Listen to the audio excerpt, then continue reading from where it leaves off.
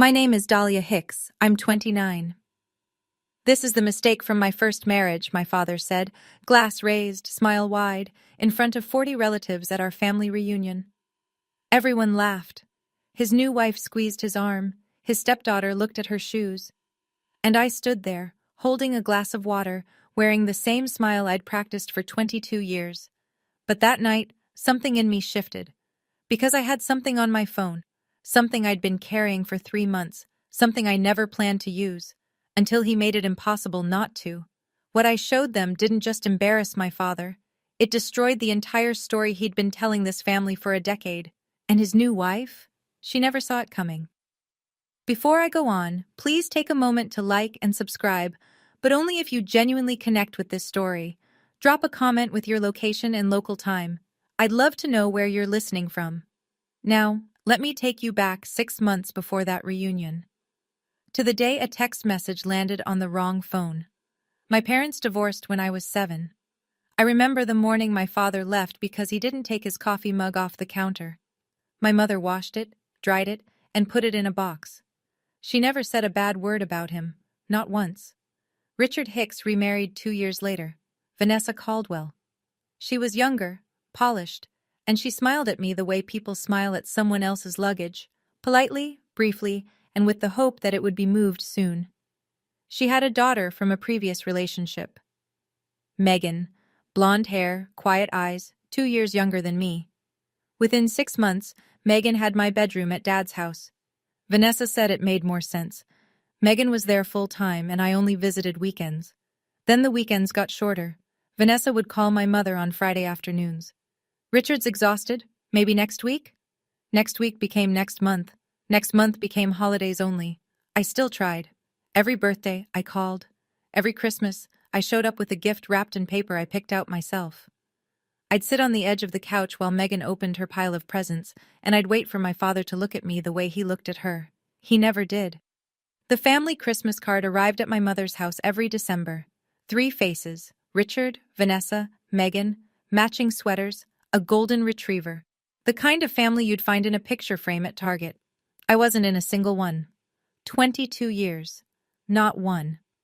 I used to tell myself it was an oversight.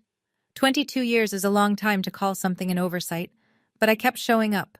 Because I believed that if I was patient enough, loyal enough, good enough, he'd eventually see me.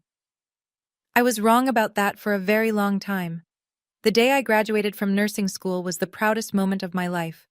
4 years of late nights, clinical rotations, and a student loan balance that made my stomach hurt. But I did it.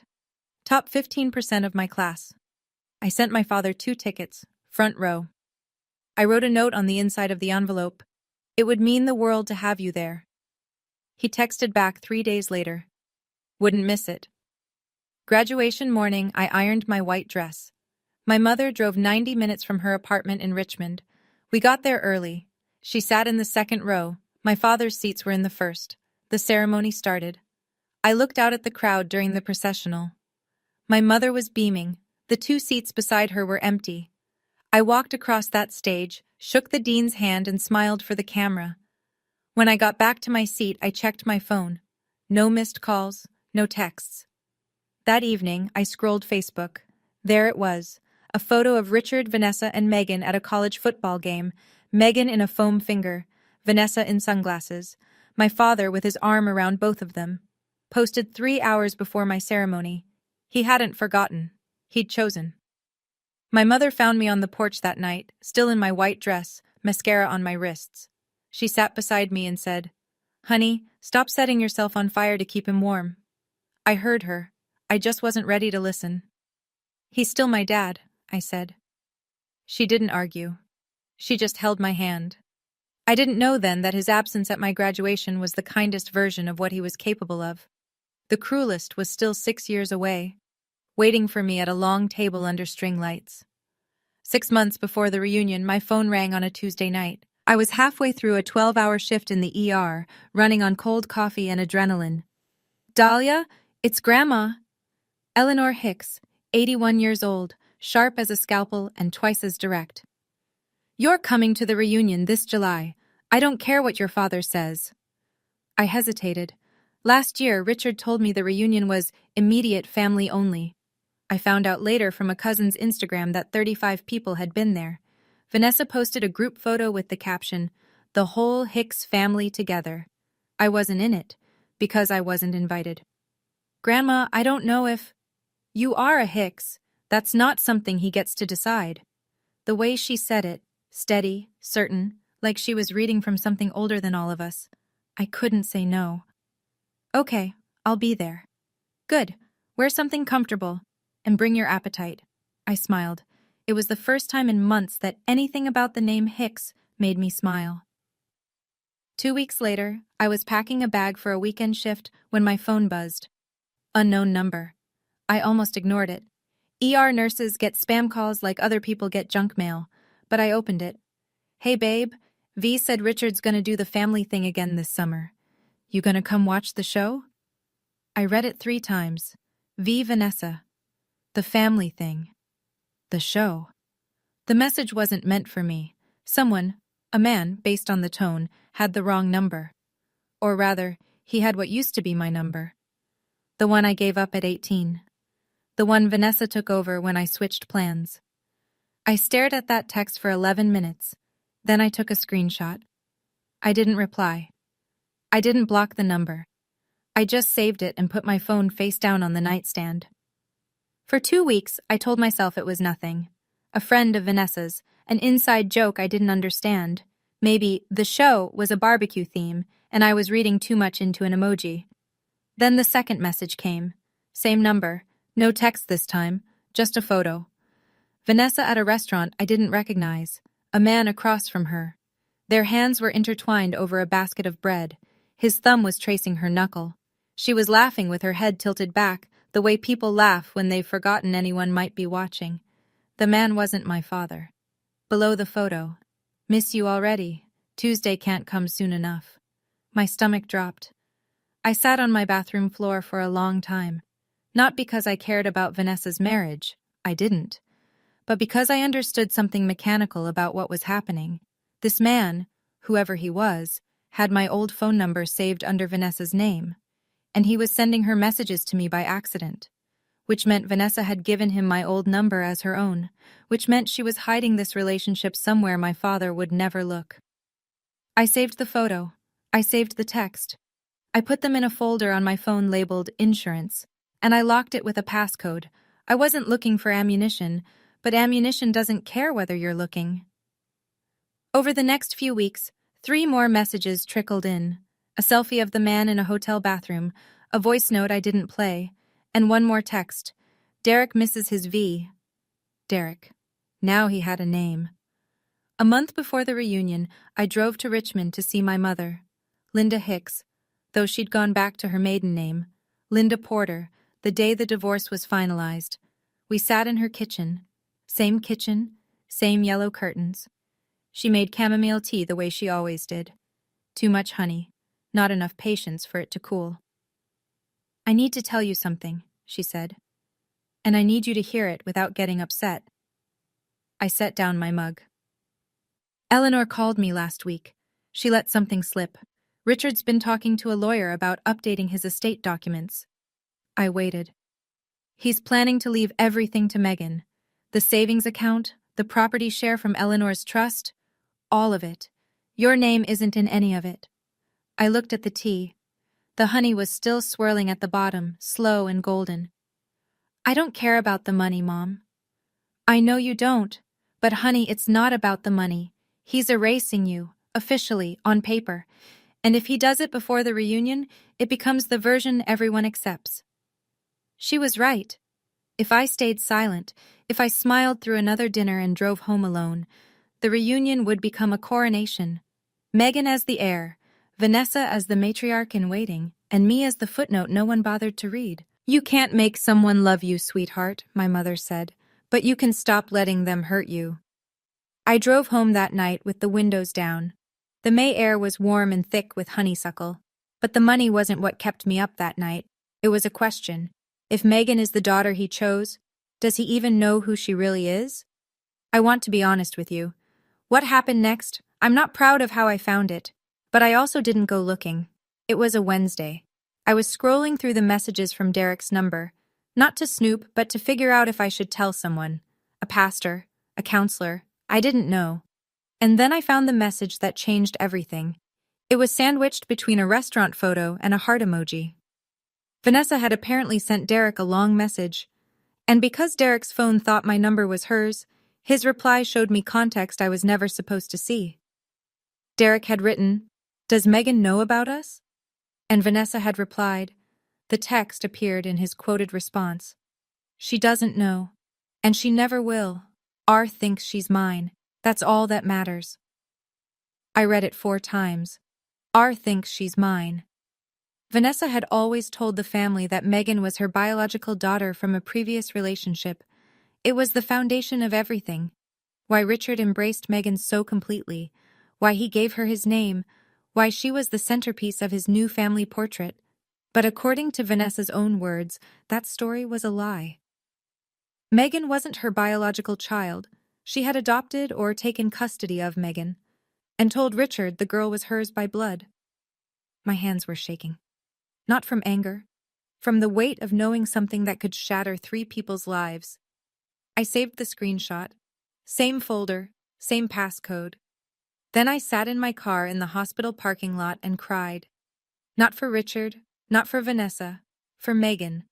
A 16-year-old girl standing in the middle of a story she didn't know was fiction. I had 2 grenades in my pocket. I was praying I'd never have to pull the pin. July 14th. I pulled onto the gravel drive of Eleanor's farm outside Charlottesville at 9 in the morning. The tires crunched slow and loud, the way footsteps sound in a library. The farm was everything a Virginia postcard promises. White clapboard house with a wraparound porch, oak trees older than the county. A long table had already been dragged out to the side yard, and someone had strung lights between the walnut trees, the kind that don't turn on until dusk, when everything looks softer than it is. Eleanor was on the porch in her wicker chair, a glass of sweet tea sweating in her hand. "You're early," she said. "You told me to bring my appetite. I figured I'd earn it." She smiled. I helped her carry platters out to the table.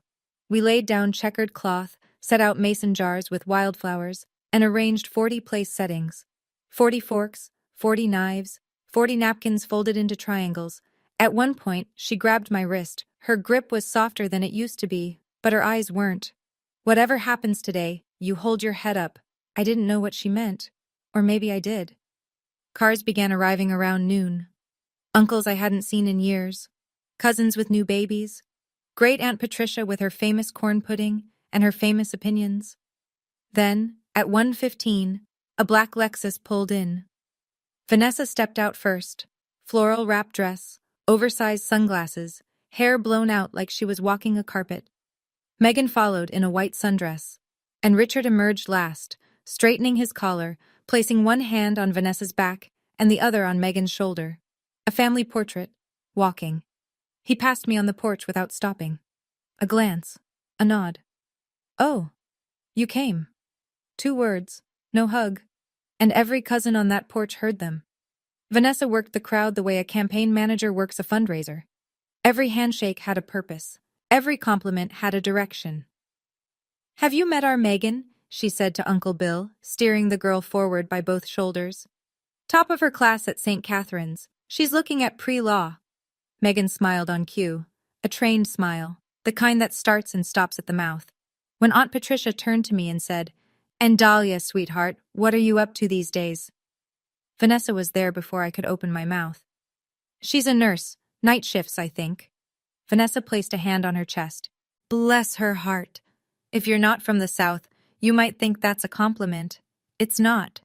Bless her heart is a silencer with a ribbon on it. It says, 'Isn't that sweet? Isn't that small? Now let's move on.'"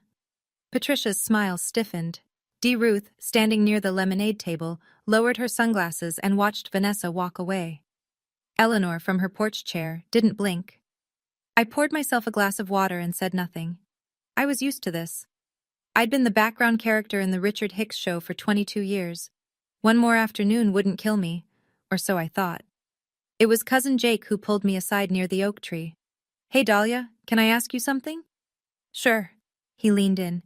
Is it true your dad's cutting you out of Grandma's side too? Vanessa was telling Aunt Carol about it last night. The water in my glass went still. Not because of the news, I already knew, but because Vanessa had been campaigning. She'd been laying groundwork, telling the family before I could. This wasn't carelessness.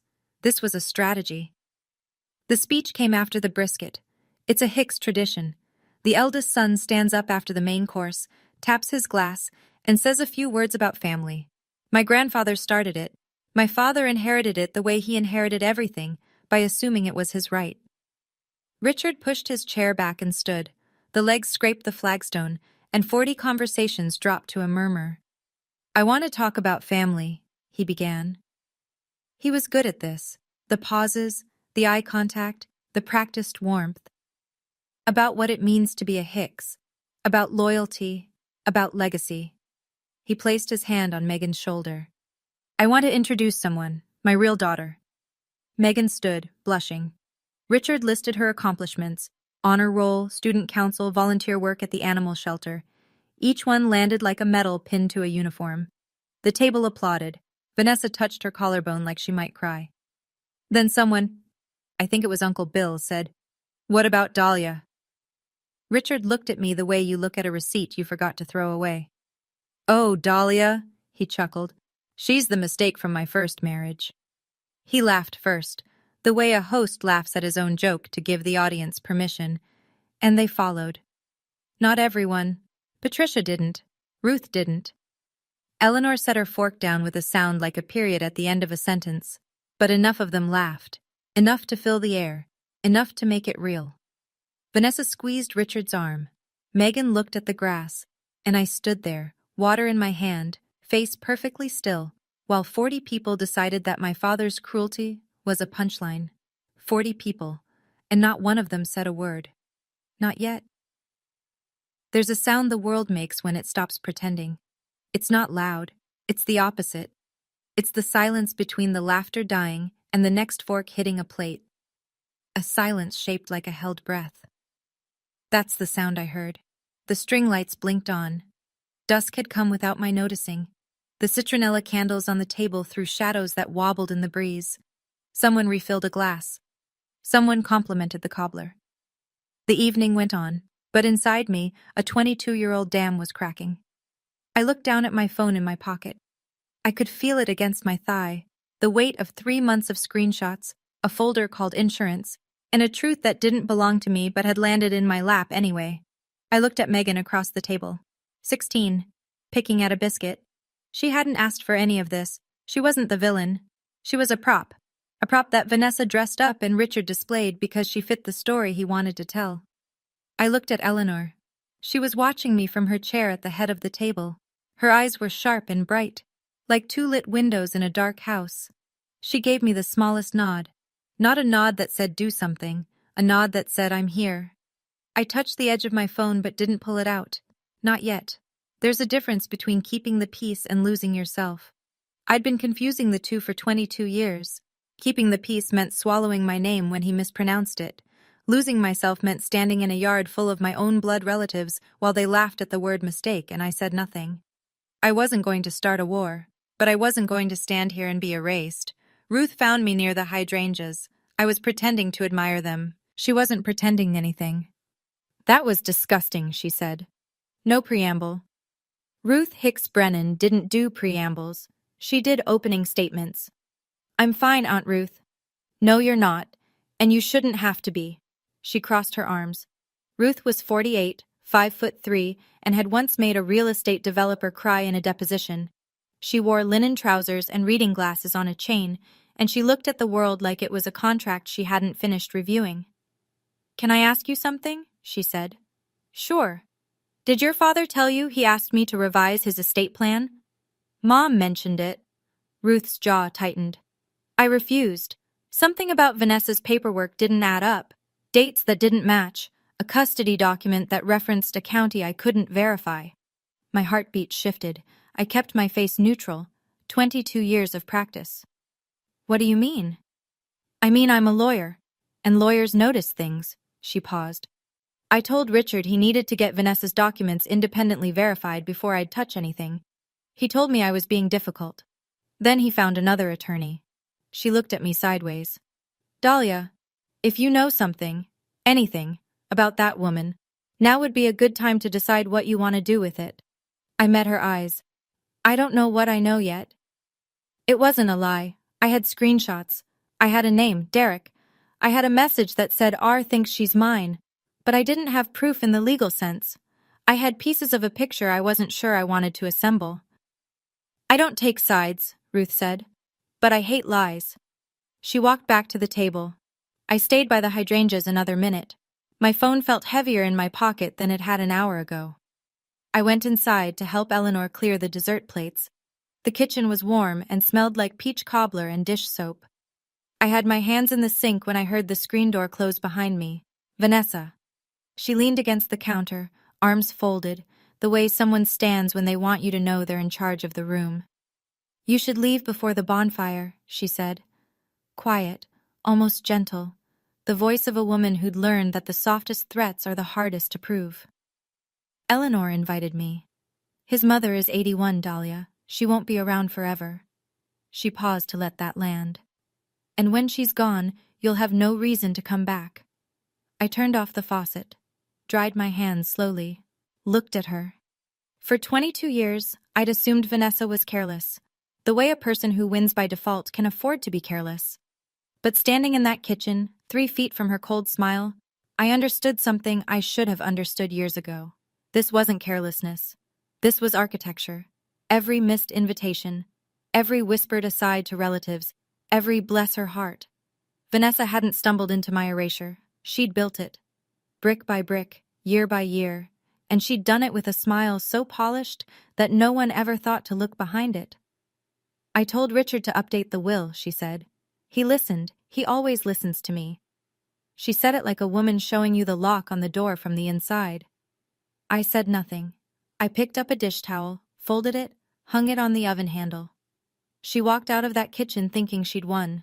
She had no idea I was holding her entire house of cards in my back pocket. The screen door banged shut. Outside, someone was starting the bonfire. The bonfire was Richard's idea. He loved a stage. Someone had dragged the Adirondack chairs into a half circle around the fire pit. The flames crackled and spit. Fireflies competed with the embers.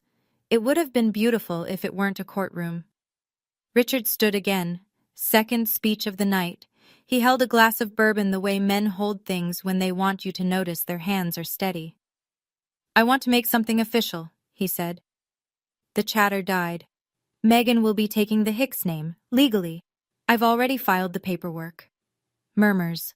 A few supportive nods from people who didn't know better. Vanessa smoothed Megan's hair.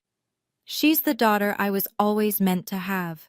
He said it simply, factually, the way you might read a deed transfer, and then he turned, slowly, deliberately, and looked at me. Dahlia, I wish you the best. I really do. His voice carried that practiced sincerity, the kind that fools people who want to be fooled. But let's be honest, you were never really part of this family. The fire popped. A log shifted. No one spoke.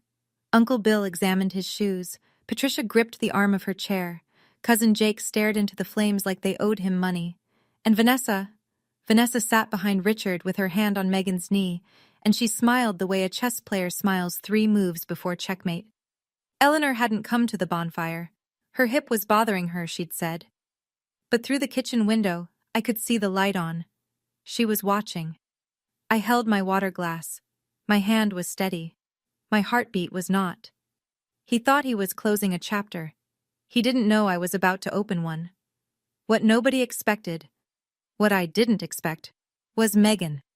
She was sitting next to Vanessa, hands folded in her lap the way they teach you in etiquette class. But when Richard said those words, "You were never really part of this family," something moved across her face. Not triumph, not relief. Guilt. "Dad," she said, quiet, almost swallowed by the fire. "Maybe you shouldn't—" "Shh." Richard didn't even look at her. "This is a family matter, sweetheart." He patted her hand the way you pat a dog that barks at company. "Stay, good girl." Megan sank back into her chair. 16 years old, dressed in white, and disappearing. I watched her, and something in my chest loosened. Not anger, recognition. She was me. A different version, a different role, but the same production. Richard didn't have daughters. He had casting choices. And Megan was the understudy who didn't know the lead had been written out. But understanding Megan's innocence didn't change what was happening to me.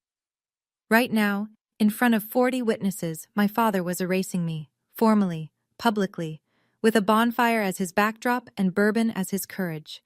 Great Aunt Patricia cleared her throat. "Richard, that girl is your blood."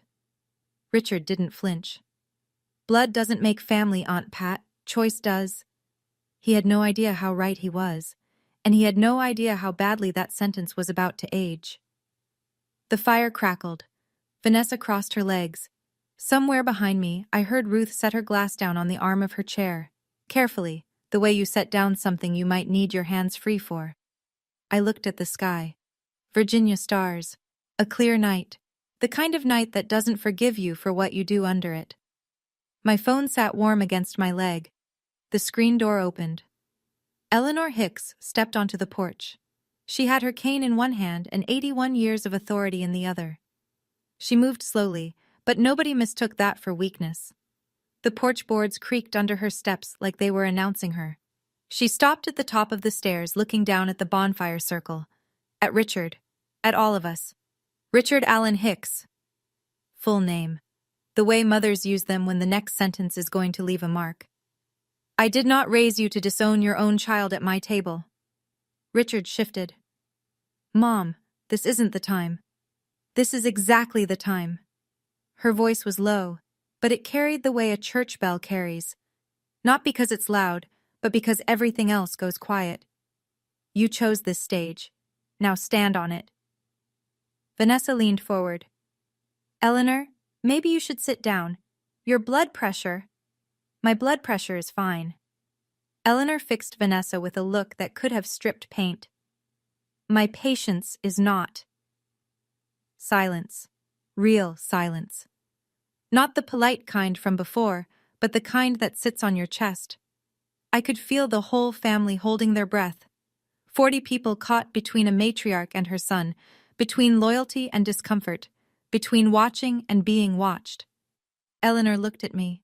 That same sharp gaze, that same nod from earlier, and something inside me unlocked. Not rage, not revenge, just a door that had been bolted shut for 22 years, finally swinging open. I stood up, slowly. I smoothed the front of my blouse. I held my water glass in my left hand, steady, quiet, like a nurse walking into a code. I didn't plan a speech, but when I opened my mouth, every word was ready. "Since we're introducing ourselves," I said, "let me take a turn." The fire crackled between us. 40 faces turned toward me, some curious, some uncomfortable. Vanessa's knuckles went white on the arm of her chair. "My name is Dahlia Hicks. I'm 29 years old. I'm an emergency room nurse at Memorial General. I work 60-hour weeks. I've held people's hands while they died and told their families in the hallway." I let that sit. "I've come to every reunion I was invited to. I called on every birthday. I sent Christmas gifts that were never acknowledged. I drove 3 hours each way to be here today because my grandmother asked me to." I looked at Richard. He was standing by the fire, bourbon in hand, and for the first time all evening, his smile was gone. "Tonight, my father called me a mistake, in front of all of you." My voice didn't shake. I was surprised by that. "He introduced his stepdaughter as his real daughter and told 40 people that I, his only biological child, was an error he made 29 years ago." Patricia covered her mouth. Jake looked at his feet. "I could leave. I've left before. I'm good at it." I paused. "But before I do, I have a question. Not for my father." I turned to Vanessa. The color in her face shifted. Just slightly, like a light dimming behind a curtain. "Vanessa, would you like to tell them?" Her eyes widened. "Or should I?" 7 words. But the way they landed, you could hear the fire. You could hear the crickets. You could hear 40 people stop breathing at the same time. The color left her face like someone pulled a plug. Vanessa recovered fast. "I'll give her that. 20 years of performance will teach you how to find your lines. I have no idea what you're talking about. She even managed a small, confused laugh, the kind designed to make the audience think the other person is crazy. I reached into my pocket and pulled out my phone.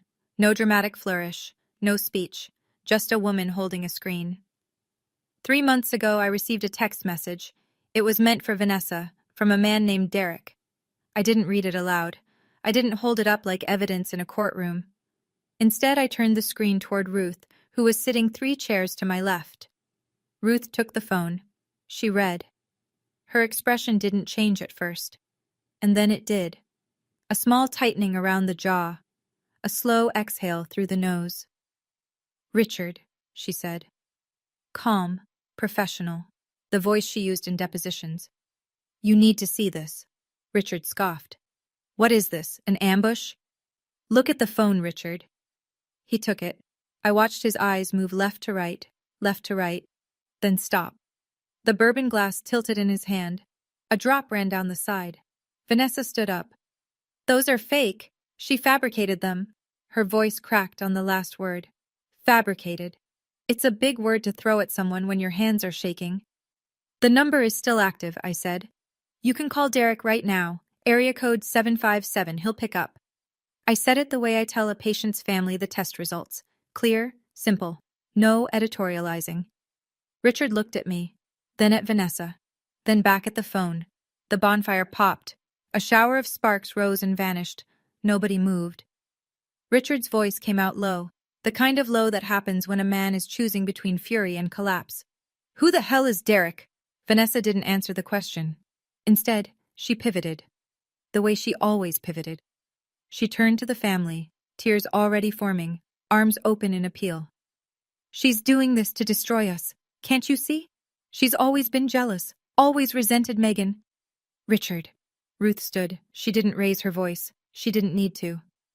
The timestamps are consistent across 3 months. The photos are geotagged. This isn't fabricated.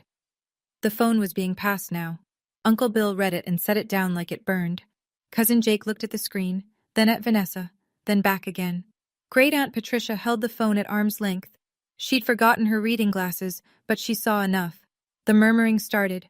Not loud, just the rustle of 40 people recalculating everything they thought they knew about Richard Hicks's perfect second act. Vanessa was crying now, full tears, the kind that come with sound.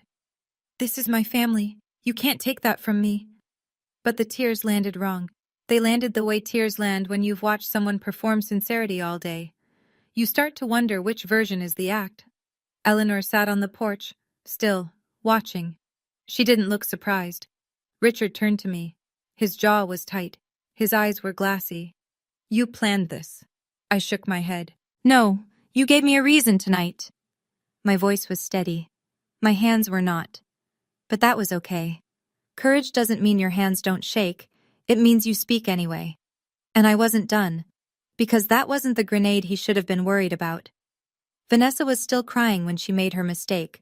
Fine, she said, wiping her face with the back of her hand, makeup smearing across her cheekbone. Fine, I made a mistake, but that doesn't change anything. Megan is still our daughter. She's still Richard's. She almost said family, but she didn't finish, because I was already talking. Megan. The girl looked up. She was sitting rigid in her white sundress, gripping the seat of her chair with both hands, knuckles bloodless. I'm sorry, I said, softly, the way I speak to patients who are about to hear hard news. You don't deserve any of this.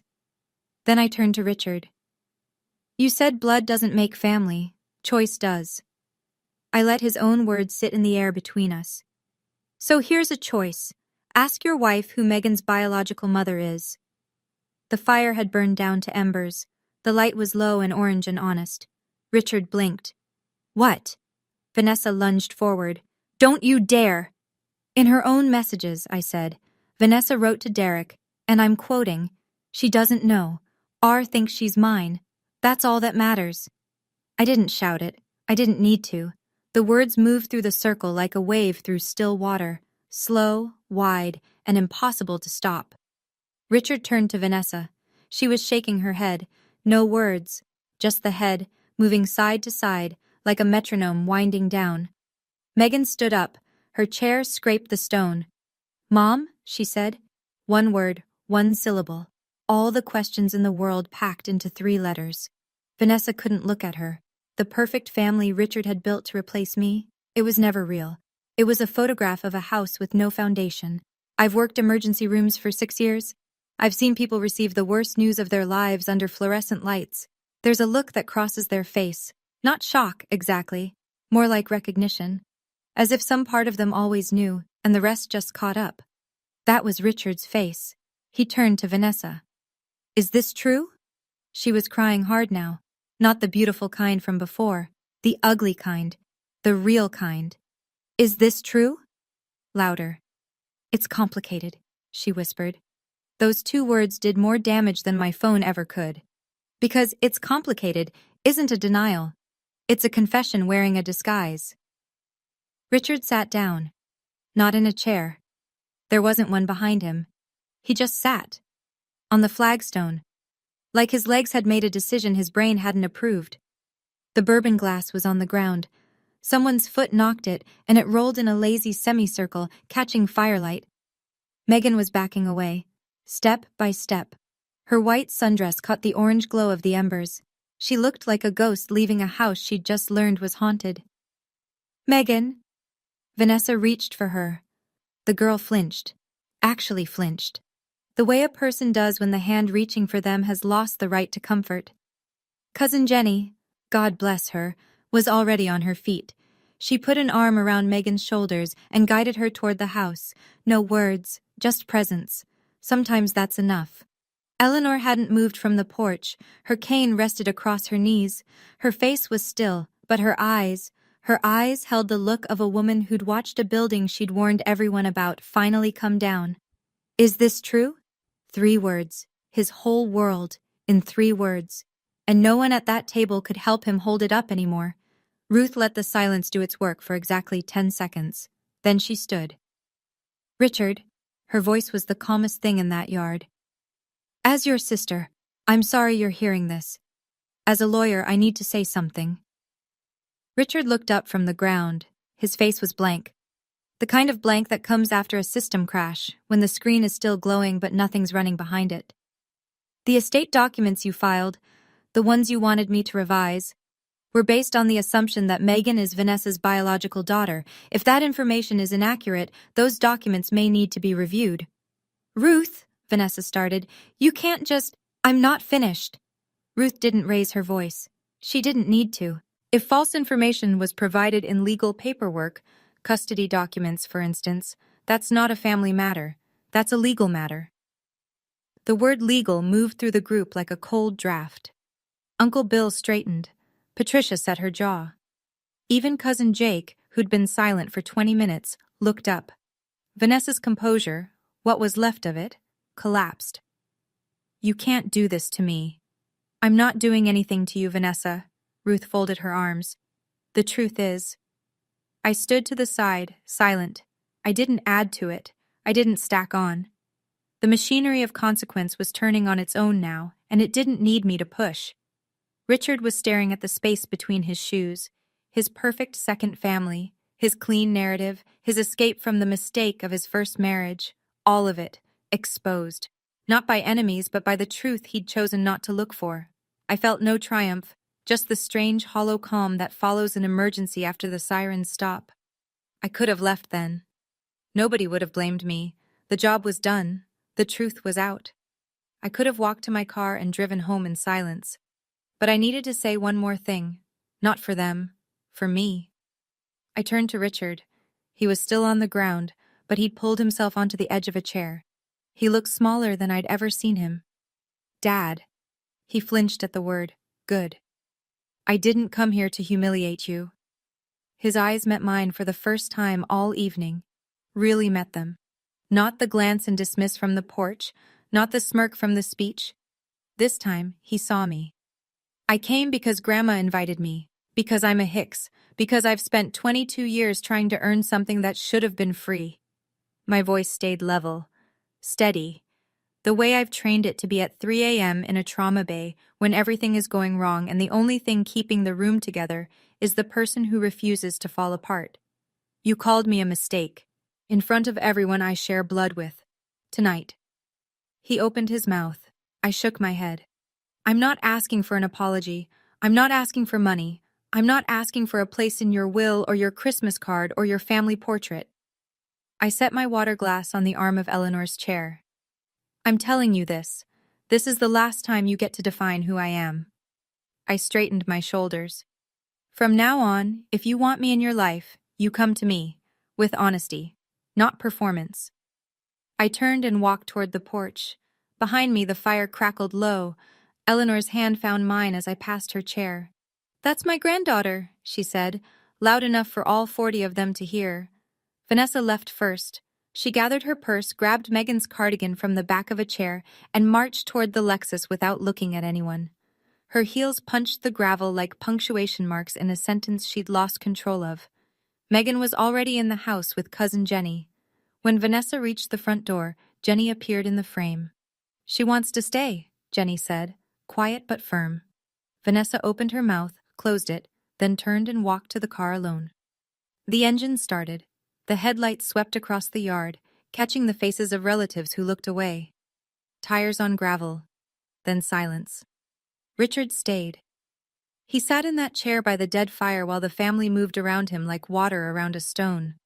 Some people left with quick goodbyes and quicker steps. Others lingered. It was the lingerers who surprised me. Uncle Bill came over first. He shook my hand. Not with words, just the handshake. Patricia followed, and she had plenty of words. Your mama raised you right, sweetheart. She held both my hands and looked at me the way nobody in that family had looked at me in years. Directly. Cousin Jake.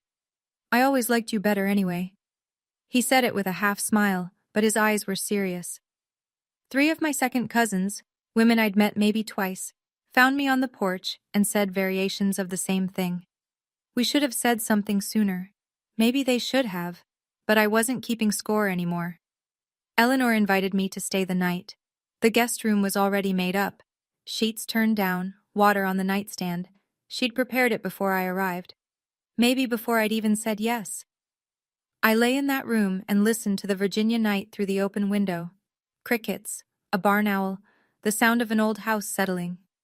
I didn't cry, I was too tired for that.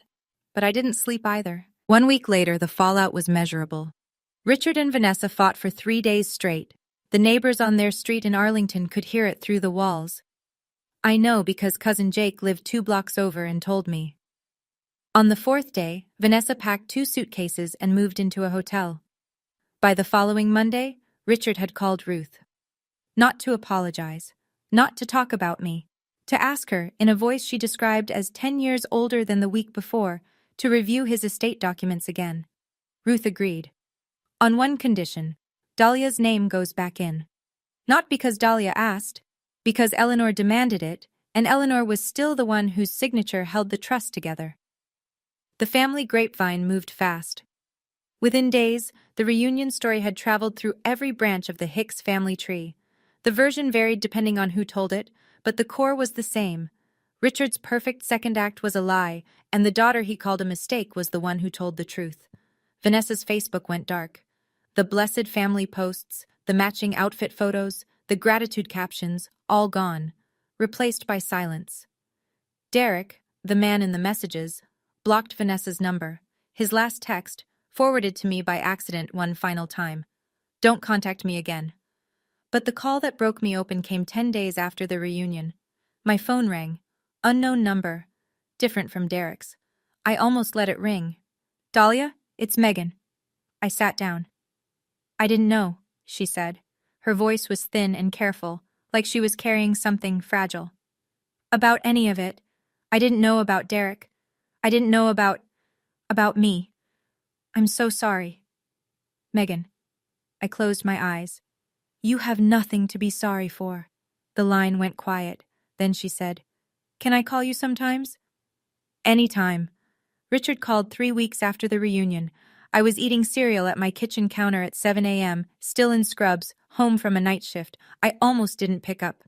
The old Dahlia would have lunged for the phone, would have rehearsed her opening line, would have hoped again that this was the call where everything changed. I picked up on the 5th ring. I didn't rehearse anything. Dahlia. Hi, Dad. Silence. The kind that happens when a man calls with something to say and realizes he doesn't know the words. I messed up. His voice was raw, not the polished voice from the reunion, not the speech voice. Something underneath, unpracticed and rough like a muscle he hadn't used in years. I know that. I waited. I've learned that silence, when you let it work, will tell you everything about who's on the other end of it. I don't know how it got this bad. It got this bad because you let it, Dad. More silence. What do you want me to do? He asked. I thought about that. I thought about 22 years of Christmas cards without my face. About a graduation where my seat was empty. About a bonfire where 40 people learned what I was worth to my own father. I want you to sit with what you did, not for me, for yourself. Dahlia, I'm not punishing you. I'm not closing the door, but I'm not going to open it wider just because you knocked. I could hear him breathing. When you're ready to be honest, not just sorry, call me. I hung up, set the phone on the counter, finished my cereal. It was the hardest phone call of my life, and the most necessary. I drove back to Charlottesville one more time that summer. Not for a reunion, just to see Eleanor. The farm was quieter without 40 people on it. Just the oak trees and the porch, and the sound of her wind chimes arguing with the breeze. We sat together and drank sweet tea and didn't talk about Richard for a full 30 minutes. We talked about her garden, about my patients, about a cardinal that kept dive-bombing her mailman. Then she said, "You know, I was angry at you for a long time." I looked at her. Not for what you did at the reunion. For what you didn't do all those years before it. She took a slow sip. You let him treat you like an option, and every time you came back smiling, you gave him permission to do it again. She was right, and it didn't sting the way it would have a year ago. It landed like a diagnosis. Uncomfortable, but clarifying. On the drive home, I rolled the windows down. Virginia in August. Hot air and cicadas and that green smell that sticks to everything. I called my mother. Mom, you were right, all along. I didn't want to be right, honey. I know. We sat with that for a while. Two women on a phone, 100 miles apart, holding the same silence. I thought about what I'd learned. Not the big dramatic lesson that makes a good speech. The quiet one. The one that sits in your bones. I spent 22 years auditioning for a role that was never written for me. 22 years learning lines for a play where my character gets cut in the first act. The bravest thing I ever did wasn't pulling out that phone. It was putting it away and walking off the stage. 3 months after the reunion, I got promoted to charge nurse. My supervisor said I was the calmest person she'd ever seen in a crisis. I laughed. She didn't know the half of it. Eleanor came to visit me that October. She took a car service from Charlottesville, 3 hours each way, because she wanted to see my apartment. She walked through every room, inspected the kitchen cabinets, tested the water pressure, and declared my houseplant optimistic but doomed. Then she sat at my table and said, "This is yours. You built this." That mattered more than any inheritance. Megan started texting me every week. Nothing heavy at first. Memes, homework complaints, a photo of a dog she saw on the bus, normal teenager things, the kind of nothing that means everything when it's new. One evening she texted, "Do you think I'll be okay?" I typed back, "I think you already are." We were building something, not the manufactured bond that Richard and Vanessa had staged for family photos. Something real, something that grew sideways, through cracks, the way stubborn things do. Richard hadn't called again. Some nights I picked up my phone and stared at his name in my contacts. Some nights I almost dialed, but I meant what I said. The door was open. He had to walk through it with something heavier than regret, and I was okay with the waiting. For the first time in my life, I was okay. I hung a new photo on my refrigerator that winter. Not a Christmas card, just a snapshot. Eleanor on my left, my mother on my right, Megan cross-legged on the floor in front of us. 4 women. No matching sweaters, no golden retriever, no performance. I don't need his call to know who I am. I figured that out on my own. If you've ever been the one in your family who was overlooked, replaced, or called a mistake, I see you. You're not a mistake. You never were. If this story spoke to you, drop a comment telling me, what boundary do you wish you'd set sooner? And check the description for more stories like this one. I'll see you in the next one.